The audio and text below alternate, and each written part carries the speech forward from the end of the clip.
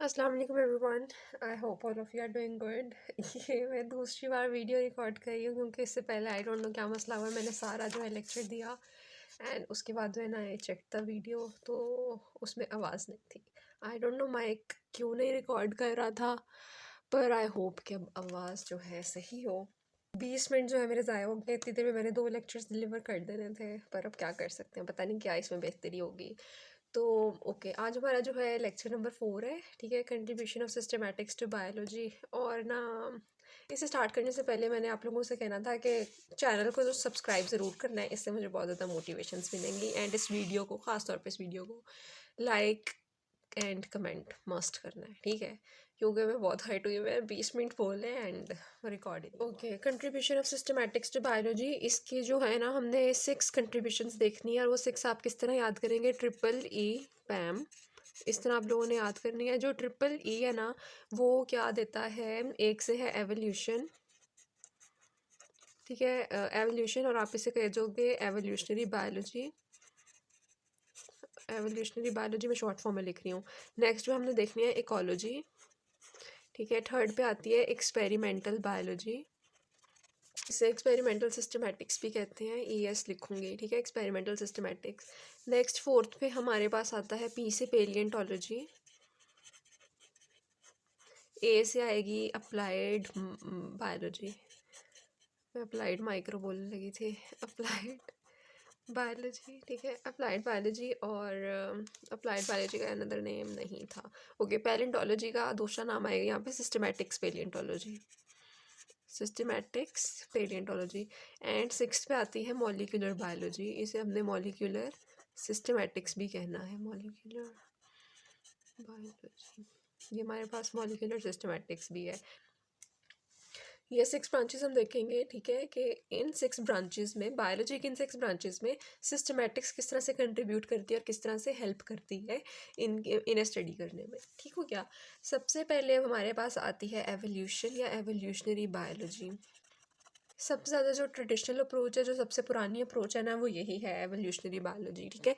Evolution हम काफ़ी अरसे से पढ़ते आ रहे हैं, 5th सेमेस्टर में भी आपने काफ़ी डीपली पढ़ा है एवोल्यूशन को, ठीक है। इसमें हमें एवोल्यूशन में सबसे ज़्यादा हमें किन साइंटिस्ट का पता है, लमार्क का पता है एंड डार्विन का पता है, ठीक है। अब आप लोग एक और ऐड कर लो, सिम्पसन भी, ठीक है। इन साइंटिस्ट ने एवोल्यूशन को काफ़ी डीपली, काफ़ी अच्छे से स्टडी किया है इन्होंने।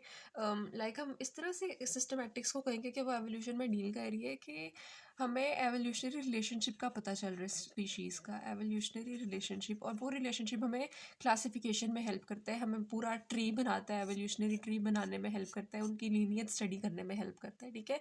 हमें जिस तरह पता है कि डार्विन ने इंडस्ट्रियल मेलानिज्म को स्टडी किया था, जो कि बहुत इंपॉर्टेंट एग्जाम्पल है एवोल्यूशन के पॉइंट ऑफ व्यू से, ठीक है, कि किस तरह से मॉथ्स जो हैं उनमें नेचुरल सिलेक्शन हो रही है और वो किस तरह से उनमें एवोल्यूशन आ रहा है, किस तरह से कलर चेंजिंग वो कर रही हैं। इसी तरह हमने देखी फिंचेस की एग्जांपल कि किस तरह बर्ड्स की जो बीक्स हैं वो हैबिटेट के साथ साथ चेंज हो रही हैं या सीड्स के साथ साथ चेंज हो रही हैं, ठीक है। तो मतलब स्पीशीज़ को जब हम स्टडी करेंगे on the basis of their evolution, उनके रिलेशनशिप्स, एवोल्यूशन रिलेशनशिप्स, और उनकी हिस्ट्री पे और उनके इंसेस्टर्स पे जब हम उन्हें इस तरह से स्टडी करेंगे, ठीक है, तो फिर हमारे पास क्लासिफिकेशन में हेल्प होगी, ठीक है। और सिस्टमेटिक्स हमें पता है क्या है, हमने क्लासीफाई करने ऑर्गेनिजम्स को इनटू देयर टेक्सास, ठीक है, कोई हायर लेवल पे है, कोई स्मॉल लेवल पे है। तो जब तक हम एवोल्यूशन नहीं देखेंगे, उनके रिलेशनशिप्स नहीं देखेंगे, उसकी पूरी देखेंगे नहीं कि पास्ट में किस तरह से चेंज आया, क्या क्या हुआ, तब तक हम उन स्पीशीज़ को क्लासीफाई नहीं कर सकते। तो इस तरह से एवोल्यूशनरी बायोलॉजी हमें सिस्टमैटिक्स में हेल्प करती है। नेक्स्ट आता है हमारे पास पॉइंट इकोलॉजी में, कि इकोलॉजी में किस तरह से हेल्प करती है सिस्टमैटिक्स। इसमें सबसे मोस्ट इंपॉर्टेंट पॉइंट आता है इकोलॉजिकल सर्वे का। Now what are the ecological surveys, आपने या साइंटिस्ट ने कोई भी एक्सपेरिमेंट्स करने हैं, प्रोसीजर्स करने हैं, इस तरह के एक्सपेरिमेंट्स एंड प्रोसीजर्स करने हैं जिसमें स्पीशीज़ का आपको उनकी कहें कि उनकी डिटेल्स मिलेंगी, ठीक है। स्पीशीज़ की क्या डिटेल्स मिलेंगी कि उस एरिया में, उस इन्वायरमेंट में उस स्पीशीज़ की कितनी फ्रिक्वेंसी है, उसका क्या हैबिटेट है, उसके क्या फूड हैबिट्स हैं, ठीक है, वो शेल्टर कहाँ से ले रही है, वो क्या खाती है, क्या पीती है, मतलब A to Z जो स्पीशीज़ की जो भी डिटेल्स होंगी, ठीक है, उसके एनिमीज़ कौन है, उसके फ्रेंड्स कौन है, ये सारा सब कुछ, ठीक है। ये सब कुछ इकोलॉजिकल सर्वेज में आता है, हमने ये स्टडी करना है इकोलॉजिकल सर्वेज में, ठीक है। और अगर मैं आप लोगों को बताती चलूँ तो प्रीवियस सेमेस्टर्स में आप लोगों ने पढ़ा होगा प्रैक्टिकल के पॉइंट ऑफ व्यू से quadrat methods, and transit methods, उसमें बेल्ट ट्रांजिट, लाइन ट्रांजिट, इस तरह के मेथड्स, ठीक है। तो ये वाले सारे मेथड्स ये इकोलॉजिकल सर्वे में ही आते हैं, ठीक है। ये सारे मेथड्स हम परफॉर्म करके इन पे फॉर्मूलाज लगा के हमें फ्रिक्वेंसी पता चलती थी कि इस एरिया में उस स्पीशीज़ की कितनी फ्रिक्वेंसी है, ठीक है।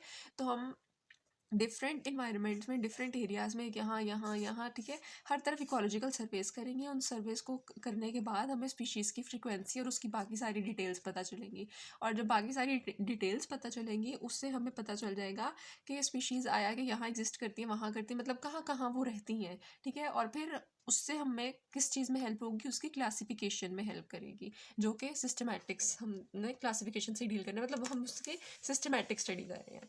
थर्ड पॉइंट आता है हमारे पास एक्सपेरिमेंटल बायोलॉजी। एक्सपेरिमेंटल बायोलॉजी से हम एक्सपेरिमेंटल सिस्टमैटिक्स भी कहते हैं। अब इसमें किस तरह से सिस्टमैटिक्स डील करती है कि ये जो हमारे फैक्ट्स होंगे ना, जो कि हमने एक्सपेरिमेंट्स परफॉर्म कर लिए हैं, ठीक है, जो कि हमारे पास सॉलिड प्रूफ्स हैं इस टाइम सामने, ठीक है, जो हाइपोथेसिस वगैरह पेश की थी। अच्छा, एवोल्यूशनरी बायोलॉजी में एक पॉइंट मुझसे मिस हो गया है। एवोल्यूशनरी बायोलॉजी में हाइपोथेसिस दी जाती हैं और प्रेडिक्शन की जाती है, ठीक है। तो मतलब जो हाइपोथेसिस दी गई हैं, जो प्रेडिक्शंस दी गई हैं, जब वो सॉलिड उसका प्रूफ आया, जब हमने उस पर एक्सपेरिमेंट्स की, उसके जो फैक्ट्स बने, ठीक है, अब जब वो चीज़ें हमारे पास सामने आ जाएंगी ना, तो हम कहेंगे कि हम उससे स्पीशीज़ को क्लासीफाई कर सकते हैं एंड सिस्टमैटिक स्टडी कर सकते हैं। इसमें जिस तरह की हमारे पास एग्जांपल आती है कि एवोल्यूशनरी यूनिट्स इसमें बहुत ज़्यादा हेल्प करते हैं। एवोल्यूशनरी यूनिट्स से यहाँ पे मुराद के मतलब ऐसे कुछ प्रोसेसेस जिससे एवोल्यूशन हुआ है, ठीक है। सपोज़ यहाँ पे आप लोगों ने पढ़ा हुआ है जेनेटिक ड्रिफ्ट एंड म्यूटेशन, ये दो इस टाइम मेरे पास एवोल्यूशनरी यूनिट्स हैं, ठीक है। हमें पता है जेनेटिक ड्रिफ्ट क्या होती है कि ये हार्डी विनबर्ग लॉ में आपने अच्छे से पढ़ा हुआ है 5th सेमेस्टर में। एक एरिया से दूसरे एरिया में अगर कोई एक पॉपुलेशन से दूसरी पॉपुलेशन में कुछ इंडिविजुअल्स, कुछ, ठीक है, लोग जो हैं दूसरी तरफ माइग्रेट कर जाएं, तो ये जेनेटिक ड्रिफ्ट होती है, ठीक है।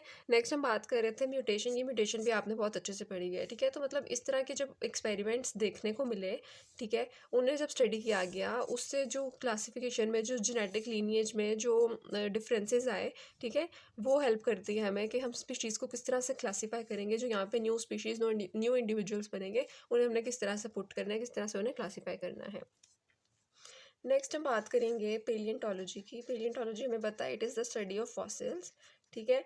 फॉसिल्स हमें, आपने सेडिमेंट्री रॉक्स पढ़ी होंगे अपने पेलियंटोलॉजी में, ठीक है। तो सेडिमेंट्री रॉक्स में भी हमें बहुत से फॉसिल्स मिलते हैं। अब ये फॉसिल्स हमें किस तरह से हेल्प करते हैं कि ये हमें बताते हैं जियोलॉजिकल टाइम स्केल, मतलब उस टाइम पे कैसा इन्वायरमेंट की क्या कंडीशंस थी, वेदर कैसा था, क्लाइमेट कैसा था, एट्सेट्रा, ठीक है। तो geological strata and fossils biodata, ये जो दो चीज़ें हैं ना, ये हमें हेल्प करती है सिस्टमैटिक्स में। फॉसिल्स बायोडाटा, हमें पता चलेगा ये जो ऑर्गेनिजम्स थे, जो फॉसिल्स थे, ये किस टाइम पे लाइक कर रहे थे, कितने मिलियन या कितने बिलियन ईयर्स अगो एग्जिस्ट कर रहे थे, ठीक है। आया क्या स्पीशीज़ अब प्रेजेंट है, नहीं है, या किस तरह से मॉडिफाई हो गए हैं, क्या मतलब, ठीक है। ये सब कुछ हमने पेलियोंटोलॉजी में स्टडी करना है। और फिर जब हम उनके फॉसिल्स बायोडाटा देखेंगे, उसका टाइम पीरियड देखेंगे, इसकी बेस पे हम फॉसिल्स की नेमिंग जो करनी है, फॉसिल्स का जो नोमेनक्लेचर होता है वो भी ऑब्वियसली थोड़ा सा डिफरेंट होता है, ठीक है। तो इसकी बेस पे हम जो सिस्टमैटिक्स है, जो स्पीशीज़ है, क्लासीफाई कैसे करेंगे, वो भी हम इसमें स्टडी करते हैं सिस्टमैटिक्स पेलियोंटोलॉजी में। नेक्स्ट हमारे पास आता है अप्लाइड बायोलॉजी। अप्लाइड बायोलॉजी में हमारी जो अप्लाइड साइंसेज हैं, ठीक है, जिसमें हमारी पब्लिक हेल्थ आ जाती है, हेल्थ मैनेजमेंट आ जाती है, एंड पेस्ट कंट्रोल आ जाता है, ठीक है। मतलब हेल्थ से रिलेटेड जो चीज़ें हैं वो सारी अप्लाइड बायोलॉजी में आती हैं। अप्लाइड साइंसेस, ठीक हो गया। मतलब डिजीज़ कैसे कॉज हो रही हैं, कौन कर रहा है, कौन नहीं कर रहा है, एक्सेट्रा, ये सब कुछ जो है, ठीक है। इसमें जो एग्जांपल है ना आपकी बुक में, वो इस तरह से दी हुई है कि कुछ ऐसे फैक्टर्स होते हैं जो कि डिजीज़ कॉज करते हैं। जैसे कि हमने पढ़ा हुआ है कि एनाफिलीज़ मैक्यूली पेनिस, में पूरा नाम नहीं लिख रही, एनाफिलीज़ मैक्यूली पेनिस जो स्पीशीज़ हैं, ये कॉज करती है मलेरिया, ठीक है। और ये मलेरिया किससे कॉज करती है, प्लाज्मोडियम इनके पास जो है वो पैरासाइट होता है, जिसकी वजह से मलेरिया कॉज होता है। नेक्स्ट जो है हमें पता है कि एडीज इजिप्टी है, मॉस्किटो, ठीक है, वो क्या कॉज करेगा, डेंगी, ठीक हो गया। तो मतलब ये हमारे पास वेक्टर्स है, इनमें कोई ना कोई पैरासाइट है जो कि डिजीज़ कॉज कर रहा है होस्ट के अंदर, यहाँ पे होस्ट होगा। ठीक है, अब एक टाइम था कि यूरोप में बहुत ज़्यादा मलेरिया जो है ना कॉमन हो रहा था, हर कोई मलेरिया मलेरिया मलेरिया मतलब, और यूरोप में भी किसी एक स्पेसिफिक एरिया में, ठीक है, मलेरिया बहुत ज़्यादा कॉमन होने लग गया, बाकी जगहों पे अभी ये डिज़ीज़ नहीं थी। ठीक है, तो अब ये था कि उस टाइम पे सिस्टमेटिक्स का भी कुछ खास नहीं पता था, और सही से पता भी नहीं था कि पेस्ट कंट्रोल या पेस्ट मैनेजमेंट किस तरह से करते हैं, बायोलॉजिकल कंट्रोल किस तरह से किया जाता है। ठीक है, तो क्या हुआ कि साइंटिस्ट ने या लोगों ने ऐसे स्प्रेज, बहुत से हार्मफुल स्प्रेज, और बहुत सी ज़्यादा लाइक मनी बहुत ज़्यादा वेस्ट की गई थी ना इस टाइम पे, कि उन्होंने हर तरफ वो स्प्रेज करना स्टार्ट कर दिए, और इससे स्प्रेज से और ऐसे हार्मफुल केमिकल से क्या होगा कि ना सिर्फ ह्यूमन बींग्स को नुकसान पहुंचेगा, बल्कि जो बाकी बेनिफिशियल ऑर्गेनिजम्स हैं उन्हें भी नुकसान होगा। ठीक है, फसलों को नुकसान होगा एक्सेट्रा। तो विदाउट उसकी स्टडी किए कि क्या चीज़ कॉज करी है क्या नहीं कर रही, बहुत ज़्यादा मनी का वेस्ट हुआ और हेल्थ भी बहुत ज़्यादा डिस्टर्ब हुई। ठीक है, तो इसके लिए सिस्टमेटिक्स इस तरह से ज़रूरी है, और सिस्टमेटिक स्टडी की गई, साइंटिस्ट ने देखा कि कौन सी चीज़ है, उन्होंने प्रॉपर उसको स्टडी किया कि इसको कि क्या चीज़ ये जो फीवर है कॉज कर रही है, और सिर्फ इस एरिया में क्यों है, बाकी एरियाज़ में क्यों नहीं है। फिर जो उसका वेक्टर था, उसका जो पैरासाइट था, उसकी क्लासिफिकेशन की गई, उसे स्टडी की गई। प्लाज्मोडियम पे आपको पता है ना, इसकी बहुत सारी टाइप्स होती हैं, 4-5 टाइप्स आपने पढ़ी हुई हैं।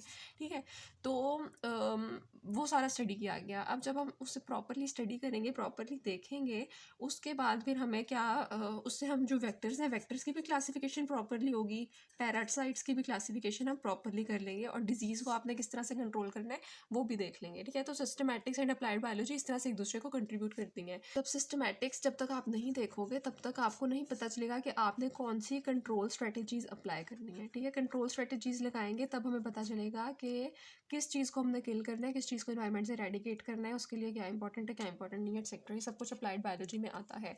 एंड लास्ट में हमारे पास आता है मॉलिक्यूलर बायोलॉजी। मॉलिक्यूलर बायोलॉजी में ये सबसे ज़्यादा जो एडवांस अप्रोच है ये वो है मॉलिक्यूलर सिस्टमैटिक्स।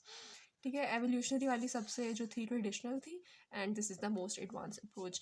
मॉलिक्यूलर बायोलॉजी में क्या है कि आपने सारे प्रोसीजर्स पढ़े हुए हैं, पीसीआर पढ़ा हुआ है, इलेक्ट्रोफोरेसिस पढ़ा है, जेल इलेक्ट्रोफोरेसिस, मतलब बहुत सी आपने इलेक्ट्रोफोरेसिस की टाइप्स पढ़ी हैं।